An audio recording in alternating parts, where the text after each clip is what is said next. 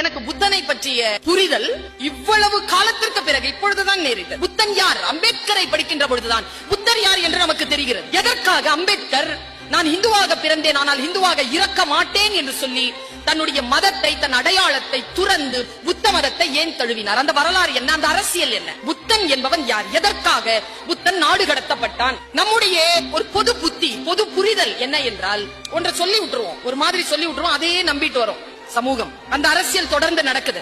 அப்படித்தான் சொன்னார்கள். புத்தனுக்கு எதுன்னு தெரியாது. என்ன தெரியாது புத்தனுக்கு? சாவுனா என்னன்னு தெரியாது புத்தனுக்கு. உன் குடும்பத்துல எவனுமே செத்துருக்க மாட்டான்.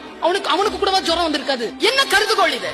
தண்ணீர் எங்கிருந்து பிறக்கிறதோ அது எங்கெல்லாம் பயணம் போகிறதோ, பயணம் போகின்ற நிலத்தில் யாரெல்லாம் வாழ்கிறார்களோ அவர்கள் எல்லோருக்கும் அந்த தண்ணீர் சொந்தம் என்று முதலில் தண்ணீர் பங்கீடு பற்றி பேசியதனால் நாடு கடத்தப்பட்டவன் புத்தன்.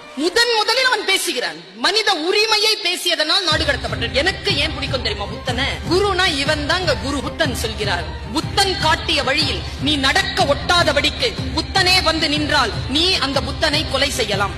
நான் உனக்கு ஒரு போதனை சொல்கிறேன், அந்த போதனையின்படி நீ நடக்க போகிறாய். நீ போதனையை செயலாக்கம் செய்கின்ற பொழுது நான் என் சுயநலத்திற்காக வந்து நின்று நான் தானே சொல்லி தந்த, இன்னைக்கு நான் சொல்றேன் இப்படி செய்யாதே, இந்த பாவத்தை செய் என்று சொன்னால் அந்த ஆசிரியரை நீங்கள் கொலை செய்யலாம் என்று சொன்னவன் புத்தன்.